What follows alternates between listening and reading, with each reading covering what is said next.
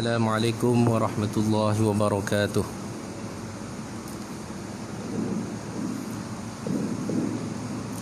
Assalamualaikum warahmatullahi wabarakatuh. Alhamdulillah rabbil alamin.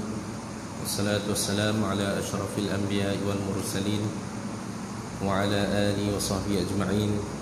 Subhanaka la ilma lana illa ma 'allamtana innaka antal alimul hakim.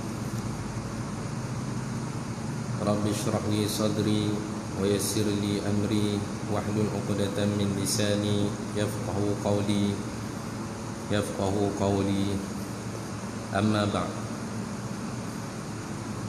Yang dihormati lagi dikasihi Tuan Imam, barisan pegawai dan jawatan kuasa masjid, tuan-tuan guru, para alim ulama, tuan-tuan dan puan-puan yang dirahmati Allah Subhanahu wa taala.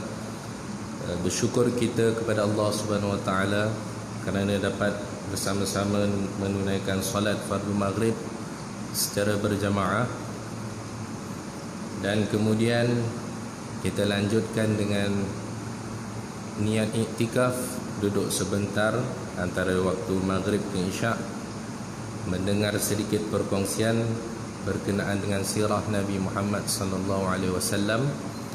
Moga-moga kita mendapat sedikit kebaikan. Tuan-tuan yang dirahmati Allah Subhanahu wa taala, kita juga bersyukur kerana mulai 7 hari bulan yang lepas, semalam telah ditamatkan PKPB bagi Negeri Sembilan. Tapi kecuali itu ada kecuali bagi daerah Seremban dan Port Dickson. Seremban dan Port Dickson PKPB masih diteruskan. Jadi kita doalah sehingga 20 Disember ni, kita doa agar Allah Subhanahu wa taala mengangkat wabak yang berlaku ini. Mudah-mudahan, amin ya rabbal alamin. Jadi insya-Allah pada hari ini kita sambung daripada kitab Fiqh Sirah pada muka surat 63 yang bertajuk perjalanannya yang pertama ke negeri Syam dan usaha mencari rezeki halal. Pada sesi yang lepas kita telah mendengar berkenaan dengan kisah bagaimana ayah Nabi Muhammad sallallahu alaihi wasallam, iaitu Abdullah, bagaimana datuknya telah menebus nyawa ayah Nabi sallallahu alaihi wasallam dengan 100 ekor unta. Kita ingat balik ketika mana datuk Nabi bernazar berkenaan dengan telaga untuk minuman, dan akhirnya selamatlah ayah Nabi kita Nabi Muhammad sallallahu alaihi wasallam dengan nilaian 100 ekor unta. Dan kita juga telah mendengar bagaimana sebelum wafatnya bonda Nabi sallallahu alaihi wasallam, bonda Nabi pernah mengatakan, dia kata, jika benar apa yang aku lihat di dalam mimpiku, sesungguhnya engkau akan diutuskan ke seluruh alam. Itu bonda Nabi sallallahu alaihi wasallam menyampaikan kepada anaknya. Jadi pada pertemuan kali ini, insya-Allah dalam masa yang sedikit ini, kita berkongsi bagaimana perjalanan Nabi yang pertama ke negeri Syam dan usaha mencari rezeki yang halal. Baik. Perjalanan yang pertama, bila sebut berkenaan dengan perjalanan, telah menjadi sunnatullah bagi para anbiya, bahkan para ulama dan salafus salih. Mereka ini orang yang mengembara. Bahkan antara nasihat imam kita, imam mazhab kita, Imam Syafi'i menasihatkan, pergilah mengembara. Engkau akan lihat dunia yang lebih luas. Dia membuka ufuk minda kita. Kalau begitu juga, kalau kita lihat dalam ilmu pengajian kita, dalam pengajian fiqh masalahnya, ada disebut dalam matan Zubat, man lam ya'lam idza falyas'ali man lam yajid mu'alliman falyarhali.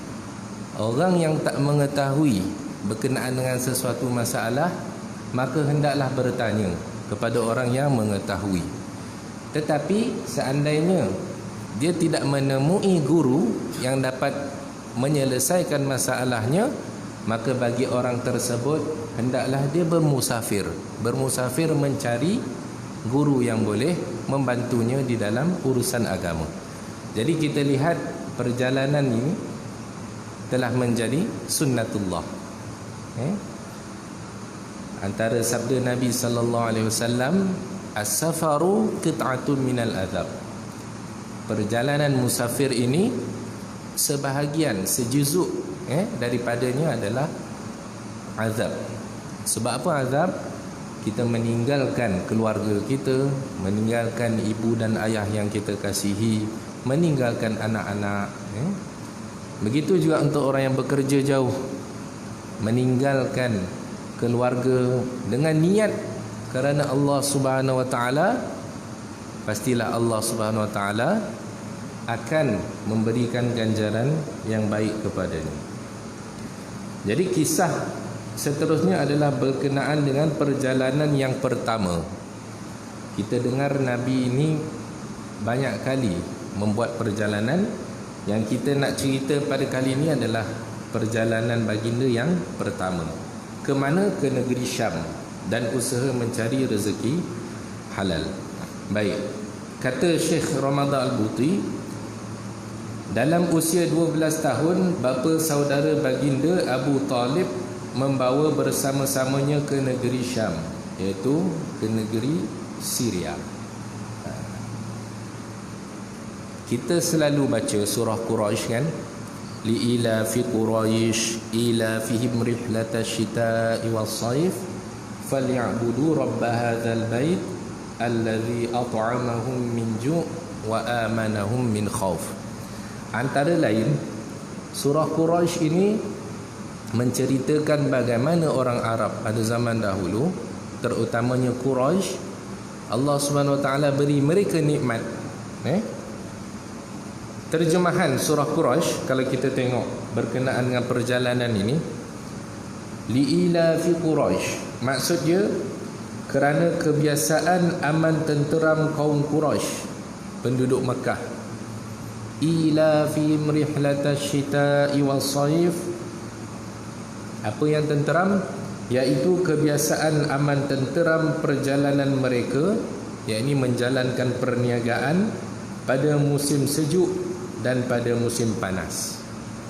Jadi orang Arab Quraisy ni rihlatash shita ni maksudnya apa? Musim sejuk. Orang Quraisy musim sejuk mereka pergi ke negeri Yaman. Was-saif, musim panas. Ketika hadirnya musim panas, maka orang Quraisy akan ke mana? Akan ke Syam. Dan bila mana kita sebut Syam, umumnya yang kita faham maksudnya adalah Damsyik. Namun di sana maksud Syam sebenarnya merangkumi sekurang-kurangnya 4 buah negara, iaitu Lebanon, Palestin, Syria dan juga Jordan. Bila disebut Syam, alladzi barakna haulahu, itu bukan satu negara sahaja, tetapi 4 negara: Lebanon, Palestin, Syria dan Jordan. Kalau kita tengok sekarang yang dah mengiktiraf Israel, Jordan dah iktiraf, Palestin menjadi mangsa lah, menjadi mangsa jajahan. Lebanon, sekarang kita nak tengok apa pendirian Arab Saudi. Sebab secara rasmi dia tak isytiharkan lagi, dia mengiktiraf Israel kan. Selepas pengumuman Trump dahulu kan, kita tahu satu-satu negara Arab, UAE, iktiraf Israel. Barangkali tuan-tuan ada tengok satu video yang tajuk dia Nas Daily. Dia cerita bagaimana tasamuh, ataupun tasamuh ni dalam bahasa Melayu dia kata bagaimana toleransi agama. Dia berikan contoh negara UAE. Dia kata dekat UAE masjid banyak, tapi bukan sekadar masjid, ada juga ma'bad ataupun kuil-kuil.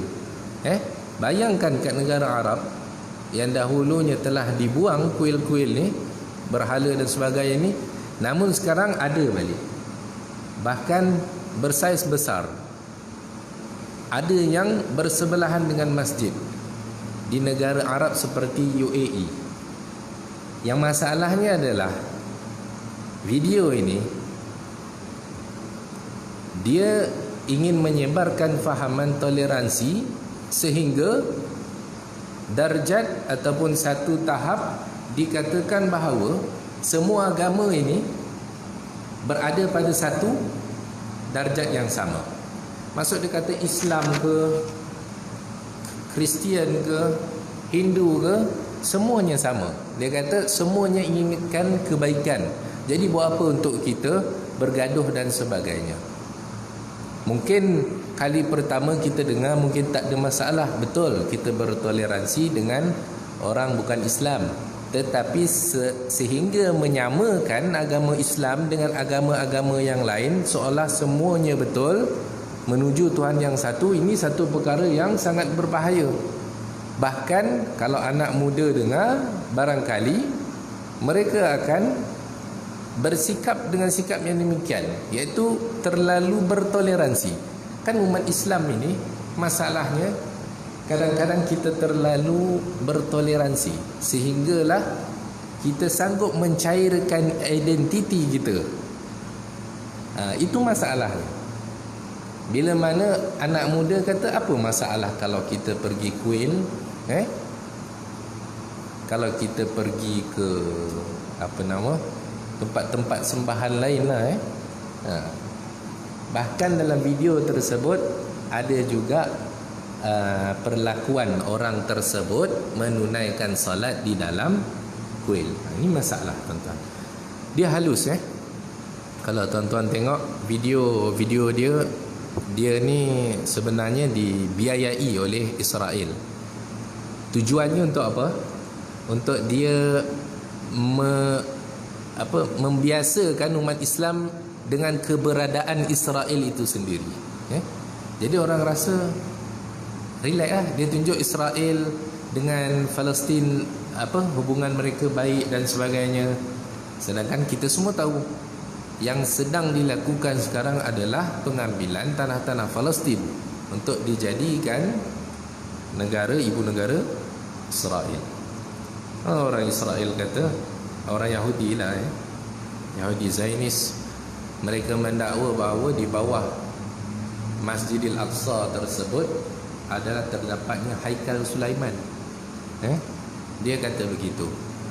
Sebab itu kalau kita tengok yang biasa disebarkan dalam media dan sebagainya, orang Yahudi ini tak tunjukkan Masjid Al-Aqsa yang sebenar, yang ditunjukkan kubah yang lain.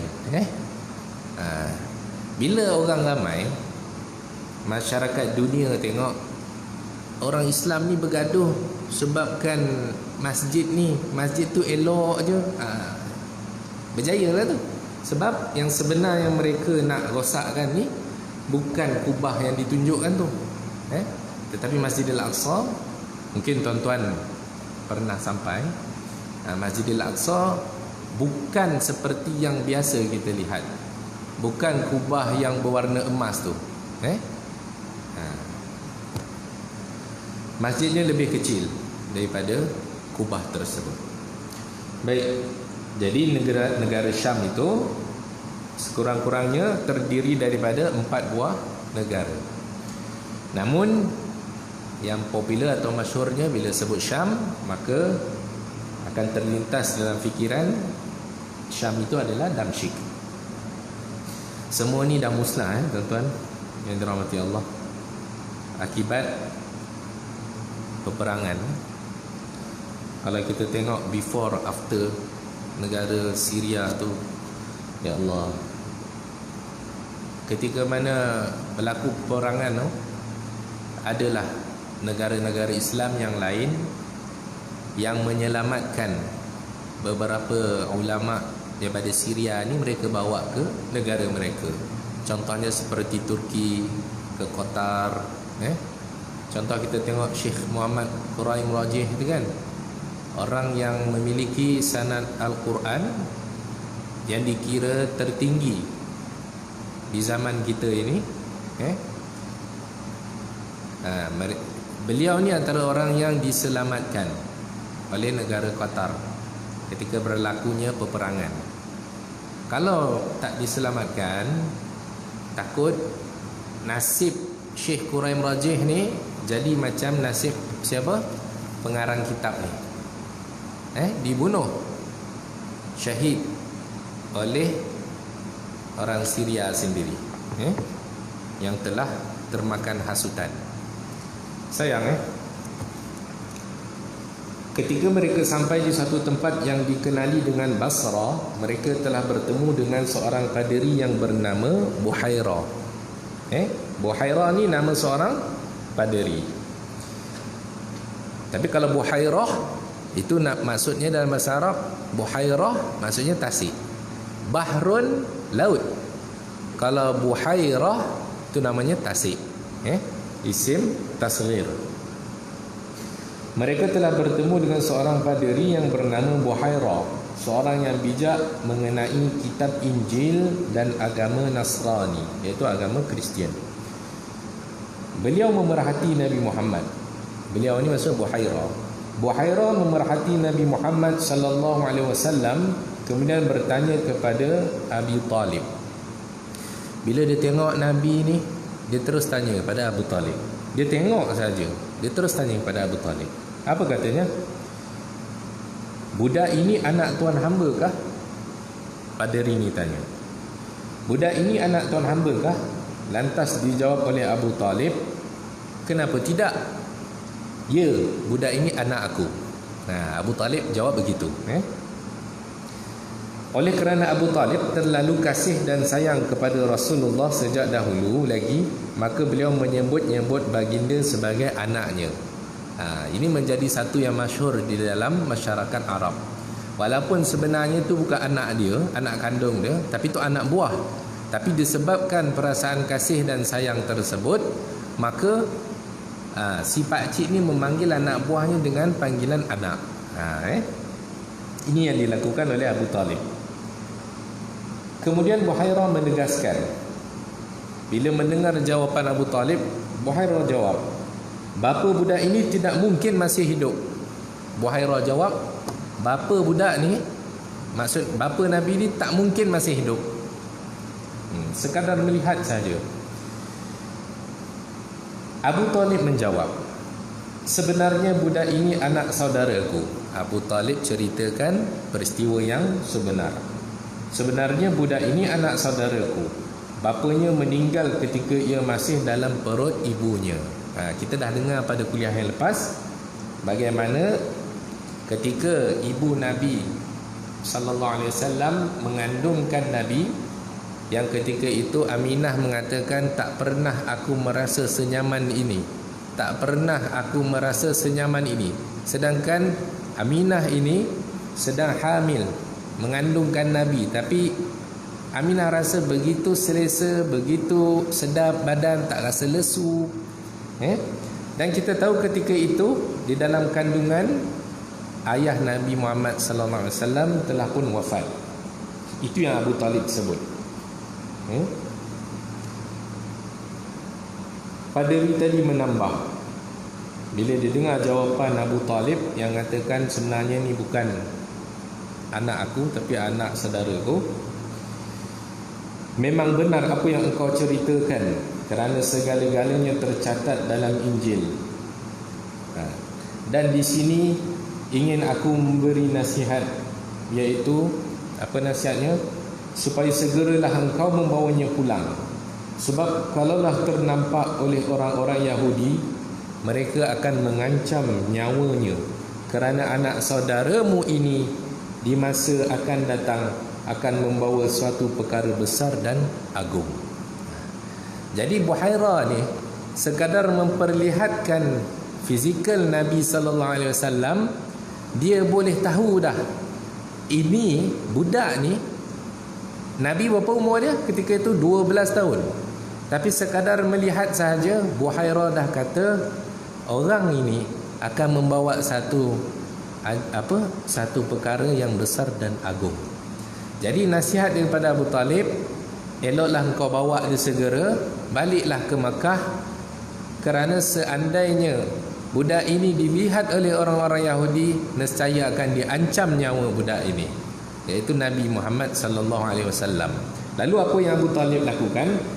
Maka Abu Talib pun segeralah pulang ke Mekah bersama Rasulullah sallallahu alaihi wasallam. Tuan-tuan, kita dah tahu bahawa orang Yahudi ini sebenarnya mereka banyak membunuh nabi-nabi mereka sendiri. Kerana itu mereka bercita-cita agar daripada zuriat mereka inilah dibangkitkan Nabi akhir zaman. Jadi sebenarnya cita-cita mereka, kalau boleh nak Nabi akhir zaman, penutup para anbiya ini lahir daripada zuriat mereka, bukan daripada zuriat orang Arab. Jadi bila mereka mengetahui bahawa bukan daripada zuriat mereka, kerana perasaan hasad dengki, maka mereka sanggup menolak ajaran Nabi Muhammad sallallahu alaihi wasallam, bahkan sehingga tahap sanggup untuk mengancam nyawa Nabi Muhammad sallallahu alaihi wasallam. Selepas itu Rasulullah sallallahu alaihi wasallam mula memasuki gerbang kedewasaan dan keremajaan. Jadi lepas peristiwa tu, langsung Abu Talib bawa Nabi kembali ke Makkah, dan Nabi membesar di Makkah. Baginda mula bertungkus lumus dan menyingsing lengan mencari rezeki halal, seharian menternak kambing. Ini adalah suatu pekerjaan yang mulia. Rasulullah sallallahu alaihi wasallam menceritakan yang bererti, dahulu pernah aku menternak kambing penduduk Makkah dengan upahnya beberapa qirat sahaja. Jadi para anbiya ini mereka mempunyai tugas ataupun pekerjaan selain daripada menyampaikan dakwah.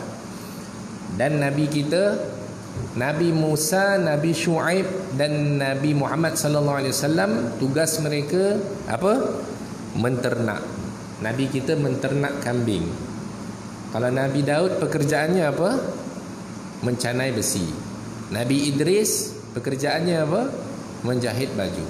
Nabi Adam pekerjaannya apa? Di dalam pertanian. Setiap Nabi itu mereka ada pekerjaan mereka yang masing-masing. Dan pekerjaan mereka itu sebenarnya adalah satu latihan kepada mereka. Jadi bagaimana Nabi diutuskan kepada umat baginda, sedangkan Nabi tidak berbuat apa-apa. Sebab itu kita sebagai umat Nabi Muhammad sallallahu alaihi wasallam, kita mengambil pedoman.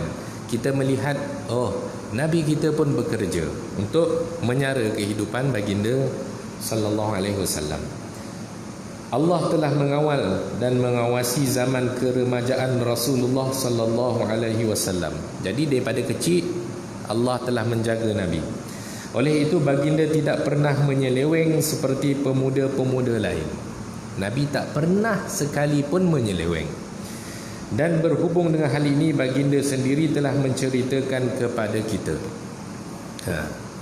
Nabi sallallahu alaihi wasallam bercerita, aku tidak pernah teringat hendak melakukan seperti mana yang dilakukan oleh sebahagian besar orang-orang jahiliyah.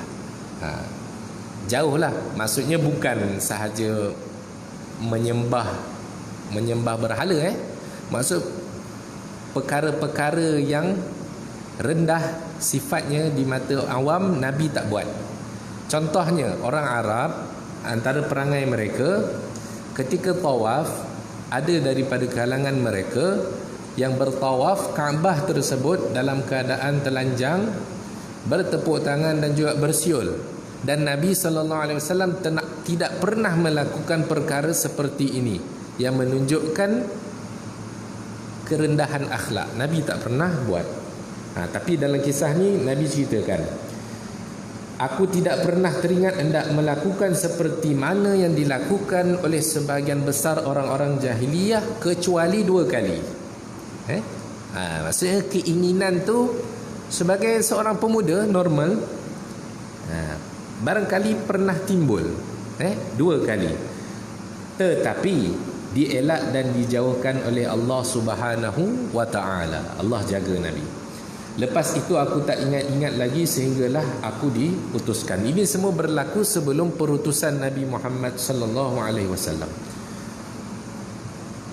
Peristiwa pertama, di suatu ketika aku sedang berternak dengan seorang pemuda lain, di mana aku telah meminta beliau agar tolong melihatkan kambing ternakanku, sementara aku hendak pergi melihat-lihat di kota Makkah.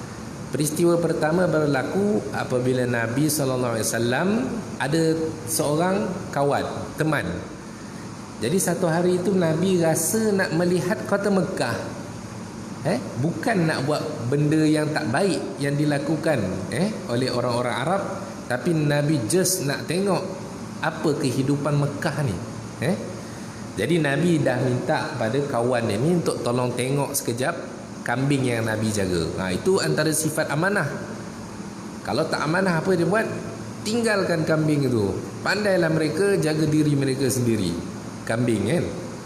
Tapi Nabi tak. Sekurang-kurang Nabi telah minta kawan dia untuk menjaga sebentar kambing-kambing yang dijaga oleh Nabi. Sebab Nabi nak pergi ke Mekah ni, nak tengok kota Mekah. Pemuda itu sanggup menunaikan harapanku itu. Jadi kawan Nabi ni sanggup. Dia kata pergilah. Dan aku pun keluar sehingga akhirnya sampailah ke rumah pertama di kota Mekah. Jadi Nabi pergi nak tengok kota Mekah. Sampailah Nabi ke rumah pertama di kota Mekah. Dan aku mendengar permainan. Nabi dengar permainan. Lantas aku pun bertanya, apakah bunyi-bunyian itu? Nabi bertanya kepada seseorang, bunyi apa tu? Dengar macam permainan. Orang tersebut jawab, Nabi sambung cerita, orang memberitahuku bahawa itulah keramaian dan pesta. Daripada jawapan yang Nabi soal seseorang, seorang tu jawab, itu adalah keramaian dan juga pesta. Jadi kita dah tahu sifat berhibur ni, keramaian, pesta, dah wujud lama sangat dah. Orang Arab kalau dapat arak memang jadilah. Tambah pula perempuan, lagilah jadi pesta. Apa yang Nabi buat? Aku pun duduk hendak mendengar. Nabi duduk nak dengar. Tapi tak cakap Nabi tengok. Nabi tanya. Betul tak? Nabi tak tengok. Nabi tanya orang tu, itu bunyi apa? Orang tu kata, inilah keramaian dan pesta. Nabi duduk nak mendengar, bukan tengok. Tetapi Tuhan telah menulikan, Allah telah menutup pendengaran Nabi Muhammad sallallahu alaihi wasallam sehingga Nabi tidak dapat mendengar. Sejurus telingaku menyebabkan aku terlena. Bila dah tak dapat dengar, Nabi pun tertidur. Dan aku terjaga semula bila sinaran cahaya matahari memancar ke mukaku. Nabi tertidur sehinggalah naik cahaya matahari dan memancar panas ke muka Nabi. Apa Nabi buat? Aku pulang serta-merta menemui sahabatku tadi. Beliau bertanya, sahabat ni bertanya, beliau bertanya, bagaimana halnya dengan diriku semalam? Maka Nabi jawab, aku pun menceritakan apa yang telah sebenarnya berlaku. Jadi tuan-tuan, dalam kisah ni, kisah ringkas ni, Nabi beritahu kat kita, Nabi pernah rasa, tetapi Allah SWT jaga utusan dia. Allah jaga Nabi, Allah pelihara Nabi Muhammad sallallahu alaihi wasallam. Jadi adakah Nabi melihat maksiat? Dalam kisah ni Nabi tak cakap Nabi tengok pun. Nabi kata Nabi sekadar dengar dan bertanya dan duduk untuk dengar. Tak lihat. Itu peristiwa yang pertama. Dan yang kedua, tadi kita sebut ada 2 kali kan. Dan di suatu malam yang lain, sekali lagi aku meminta supaya membenarkan aku keluar seperti dahulu. Satu malam yang lain, Nabi minta juga sekali lagi untuk tengok kehidupan kota Makkah. Tetapi sebaik sahaja aku sampai ke Makkah, Nabi sampai saja ke Makkah, terus berlaku perkara yang sama seperti dahulu ke atas diriku. Berulang balik. Maksudnya Nabi duduk nak dengar, tiba-tiba Allah tutup pendengaran Nabi dan Allah tidurkan Nabi Muhammad sallallahu alaihi wasallam. Lepas berlaku 2 kali, Nabi kata apa? Lepas itu aku tidak cuba lagi. Riwayat Ibnul Athir. Baik. Pengajaran dan renungan.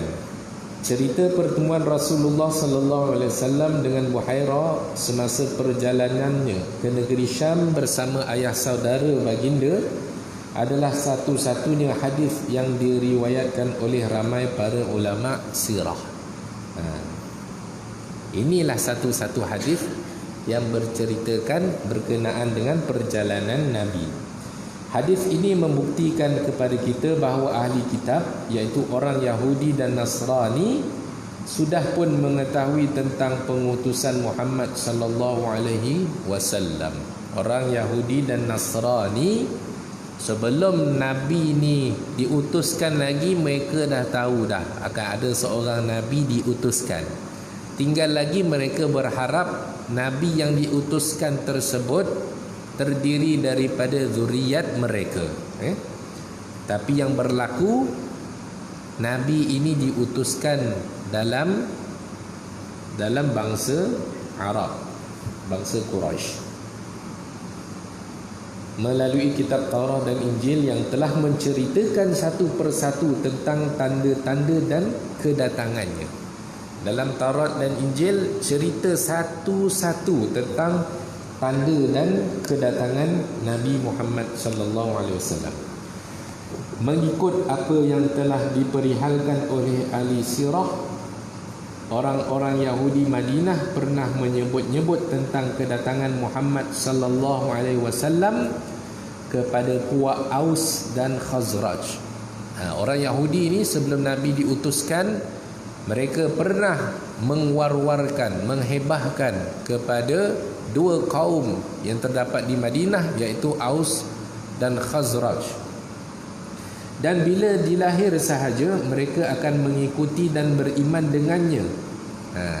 Orang Yahudi kata mereka akan, Nabi lahir saja, mereka akan mengikuti dan beriman kepada Nabi Muhammad sallallahu alaihi wasallam. Tapi dengan tujuan yang lain. Apa tujuan mereka? Supaya mereka dapat berperang dan menghancurkan orang-orang Aus dan Khazraj. Tengok orang Yahudi, betapa busuknya hati mereka. Seperti mana termusnahnya kaum Ad dan Iram, kerana pada waktu itu Yahudi Madinah berselisih faham dan bermusuh-musuh dengan 2 puak ini. Jadi orang Yahudi ini dia bergaduh dengan Aus dan Khazraj. Dia dah bagi tahu kalau lahir nanti Nabi akhir zaman, orang Yahudi akan ikut Nabi ini dengan tujuan untuk memerangi Aus dan Khazraj. Tapi kita pun tahu ketika mana Nabi berhijrah ke Madinah, antara perkara pertama Nabi buat selain mendirikan masjid adalah Nabi menyatukan antara 2 kaum, Aus dan Khazraj. Sebab orang Yahudi ini mereka berwujud di Madinah, tetapi mereka bukan majoriti. Sebab tu ketika peristiwa hijrah tu, bila berlaku peristiwa hijrah, maka Nabi telah mempersaudarakan antara Ansar dan Muhajirin. Muhajirin ni orang yang berhijrah lah, Ansar ni orang Madinah. Dan ketika itu Abdul Rahman bin Auf datang seorang diri. Ketika mana Abdul Rahman bin Auf dipersaudarakan dengan seorang sahabat Nabi sallallahu alaihi wasallam daripada golongan daripada kaum Ansar, maka orang Ansar ni kata, aku mempunyai 4 orang isteri. Seandainya kamu mahu, aku boleh ceraikan salah satu daripadanya. Dan aku juga mempunyai sekian kalau kamu mahu. Tapi Abdul Rahman bin Auf seorang yang hebat, berniaga, yang merupakan seorang businessman yang berjaya di Mekah, tapi bila datang ke Madinah, datang sehelai sepinggang, dia minta apa dekat sahabat ni? Dia kata, tunjukkan aku di mana pasar. Abdul Rahman bin Auf mula pergi ke pasar, dan dikisahkan bahawa benda pertama yang dibisneskan oleh Abdul Rahman bin Auf adalah keju. Dan pada akhirnya Abdul Rahman berjaya menguasai keseluruhan pasar dan telah menyingkirkan kaum Yahudi daripada menguasai pasar-pasar Madinah. Sebab apa tuan-tuan dan puan-puan yang dirahmati Allah? Sebab apa Abdul Rahman bin Auf ini sangat berjaya di dalam perniagaannya? Antaranya kata ulama disebabkan oleh doa Nabi sallallahu alaihi wasallam. Ketika Abdul Rahman bin Auf ini berkahwin, Nabi telah berpesan kepada Abdul Rahman, aulim walau bisyah. Nabi kata, buatlah kenduri walaupun dengan seekor kambing. Jadi Abdul Rahman dengar saranan Nabi, dan sejak itu bila berniaga saja Abdul Rahman ini tidak menemui masalah dalam perniagaannya. Baik, sikit lagi. Namun demikian, setelah datangnya Nabi Muhammad sallallahu alaihi wasallam, mereka enggan pula beriman dengannya. Ini perangai Yahudi. Bila Nabi dah diutuskan, mereka enggan. Kesemuanya ini diterangkan oleh Allah di dalam Al-Quran. Allah berfirman dalam surah Al-Baqarah ayat 89, "Walamma ja'ahum kitabun min indillahi musaddiqun lima ma'ahum وكانوا من قبل يستفتحون على الذين كفروا فلما جاءهم ما عرفوا كفروا به فلعنة الله على الكافرين." Dan setelah datang kepada mereka Al-Quran dari Allah yang membenarkan apa yang ada pada mereka. Membenarkan apa? Kitab Taurat. Padahal sebelumnya mereka biasa memohon untuk mendapat kemenangan atas orang-orang kafir. Orang Yahudi ini, dia selalu memohon kedatangan Nabi. Untuk apa? Untuk mereka menang ke atas orang-orang kafir, menang ke atas Aus dan Khazraj.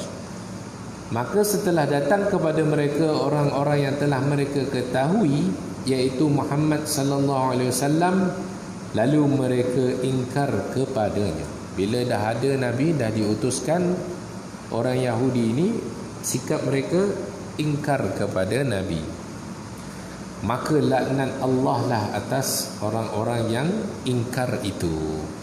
Al-Qurtubi menceritakan bahawa Sayyidina Umar radhiyallahu anhu bertanya kepada Abdullah bin Salam, seorang paderi Yahudi yang telah memeluk Islam semasa diturunkan ayat alladzina atainahumul kitaba ya'rifunahu kama ya'rifuna abna'ahum wa inna fariqam minhum la yaktumuna al-haqqa wa hum ya'lamun. Nabi sallallahu alaihi wasallam pernah bersabda, seandainya ada nabi setelahku, maka orang tersebut adalah Umar. Sebab itu ada satu buku yang ditulis Muwafaqah Umar. Di dalam buku tersebut telah dihimpunkan 25 peristiwa yang bagaimana pandangan Sayyidina Umar radhiyallahu anhu diterima oleh Allah Subhanahu wa taala. 25 peristiwa yang bermaksud orang-orang Yahudi dan Nasrani yang telah kami beri Alkitab, Taurat dan Injil mengenal Muhammad seperti mereka mengenal anak-anaknya sendiri. Orang Yahudi dan Nasrani ni mereka diberi Alkitab, iaitu Taurat dan Injil, dan mereka mengenal Nabi Muhammad ini seperti mereka mengenal anak-anaknya sendiri. Kadang orang tanya, orang yang bela kambing kan, katalah kambing dia 100 ekor, yang bela kambing ni, tuan kambing tu tahu dalam 100 ekor tu mana yang dia namakan sekian, tuan kambing tahu. Apatah lagi manusia. Orang yang ada anak 10, dia tahu anak dia ni, walaupun semuanya, katalah semuanya itu apa, kembar. Ada kan baru ni seorang wanita anak dia sekarang semua dah umur 10 tahun. Dia lahir anak dia 8 orang kembar. Nama dia Nadia tak silap saya, tapi bukan orang Malaysia lah. Sebelum tu dia dah ada anak 6 orang. Jadi dia ikhtiar lagi nak dapat anak. Dia ikhtiar cara mereka lah. Dan Allah beri 8 anak kembar dan semuanya hidup sihat sampai sekarang. Sekarang semua dah umur 12 tahun anak-anak dia ni. Jadi dia ni walaupun kembar, dia tahu anak dia tu watak dan sebagainya. Jadi begitulah orang Yahudi dan Nasrani ni, dia tahu sangat Nabi ni, lebih daripada mereka mengetahui anak-anak mereka. Jadi Sayyidina Umar tanya kepada Abdullah bin Salam, bila ayat ni turun, Sayyidina Umar bertanya kepada Abdullah. Abdullah ni siapa? Paderi Yahudi yang masuk Islam. Sayyidina Umar, dia tanya, tidakkah kamu mengetahui Muhammad sallallahu alaihi wasallam itu seperti mana kamu mengetahui anak-anak sendiri? Dia tanya pada Abdullah. Jawab Abdullah, ya memang begitu, malah lebih daripada itu. Lebih daripada anak-anak. Katanya lagi, Allah telah mengutus pembawa amanahnya dari langit untuk disampaikan kepada pembawa amanahnya di muka bumi ini. Maksud dia apa? Allah telah utuskan pembawa amanahnya dari langit, siapa? Malaikat Jibril, untuk disampaikan kepada pembawa amanahnya di muka bumi ini, maksudnya Nabi Muhammad sallallahu alaihi wasallam. Segala sifat-sifat Rasulullah itu aku mengetahui lebih terperinci, sedangkan pengetahuan mengenai diri anak-anakku tidak aku tahu sepenuhnya. Ini Abdullah bin Salam ni orang paderi yang sangat menguasai kitab Taurat dan Injil. Jadi dia dah tahu secara terperinci ciri-ciri Nabi Muhammad sallallahu alaihi wasallam yang bakal diutuskan kepada seluruh alam. Dia dah tahu dah, lebih dia kenal daripada anak-anak dia sendiri. Salman Al-Farisi radhiyallahu anhu, seorang sahabat yang terkenal, telah memeluk Islam kerana beliau mengetahui sifat-sifat dan kedatangan Rasulullah itu terlebih dahulu, kerana semuanya tersirat dalam Injil dan diperkatakan oleh paderi-paderi. Jadi sebelum Nabi lahir lagi, paderi-paderi daripada Yahudi dan Nasrani, mereka dah cerita dah akan lahir seorang Nabi akhir zaman, sekian. Mereka dah cerita dah. Tinggal lagi bila saja Nabi lahir dan bila saja Nabi diutuskan, mereka menolak Nabi Muhammad sallallahu alaihi wasallam. Antara sebabnya sebab hasad. Sebab mereka harap sangat Nabi ni lahir dalam kalangan Yahudi. Orang Yahudi kan tuan-tuan tahu kan, antara sifat mereka, mereka kan ada pertemuan dan ada resolusi. Antara resolusi yang disebut dalam pertemuan pertama Theodor tu kan, dia kata bangsa selain Yahudi ni adalah bangsa yang layak ditunggang oleh orang Yahudi. Jadi dia pandang orang Islam semua ni, orang yang layak untuk ditunggang. Maksud jadi orang suruhan saja. Kalau nak percaya orang Yahudi beri kedudukan pada orang Islam, maka kita perlu berhati-hati. Pasti ada sesuatu yang diharapkan di sebaliknya. Okey. Dan Salman Al-Farisi ini adalah seorang sahabat Nabi. Dikatakan bahawa usia Salman Al-Farisi ini menjangkau 300 tahun. Perjalanannya untuk bertemu Nabi Muhammad sallallahu alaihi wasallam kisahnya panjang.